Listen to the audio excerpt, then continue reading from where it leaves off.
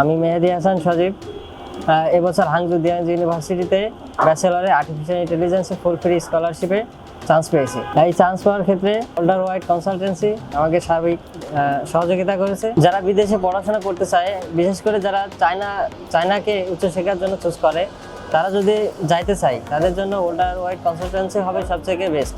কারণ আমার অনেক ফ্রেন্ড আছে অন্য কোনো মানে দালাল বা অন্য কোনো ভাইদের কাছ থেকে তথ্য নিয়ে ওরা মানে যাইতে পারে না আর কি। মানে কেউ যাইতে পারছে, আবার গেলেও অনেক টাকা পয়সা তাদের লাগছে আর কি। মানে আমার থেকে বেশি টাকা পয়সা লাগছে। এখন আপনারা যদি সেফলি কোনো একদম হ্যাসেল ফ্রি ভাবে যাইতে চান বা সব মানে নিজে কিছু করবেন না, একদম অন্যকে দিয়ে করাবেন, তাহলে ওল্ডার ওয়াইড কনসালটেন্সি আপনারা চুজ করতে পারেন। আলহামদুলিল্লাহ আমি খুশি তাদের সার্ভিসে। তারা আমাকে অ্যাপ্লিকেশন থেকে শুরু করে ভিসা প্রসেসিং পর্যন্ত একটা টাকাও লাগেনি বা আমি একটা টাকাও দেইনি। এখনো পর্যন্ত আমি টাকা দেইনি।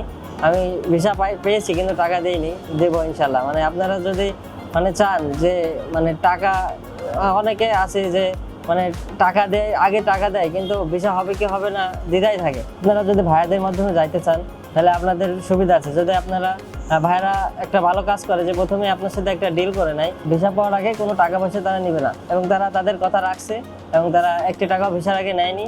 আমার ভিসা অলরেডি হয়ে গেছে কিন্তু আমি এখনো টাকা দিইনি। রিসেন্টলি যারা টাকা দিয়ে দেয়, টাকা দিয়ে ঘোরাফেরা করে কিন্তু তারা ভিসা পায় না, অনেকে আছে।